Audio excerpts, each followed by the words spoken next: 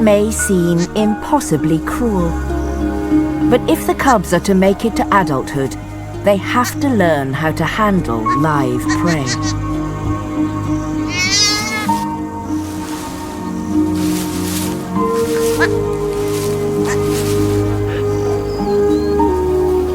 The cubs must feed first.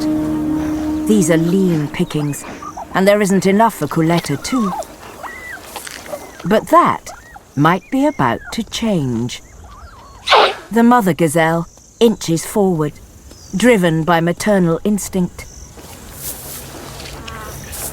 Hunting at dusk risks attracting the attention of other predators, but Coletta desperately needs a meal.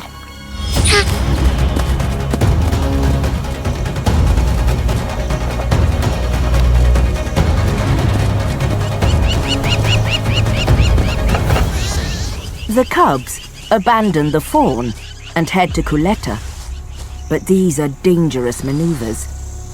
There's very little cover in this part of Naboisho, and the commotion hasn't gone unnoticed.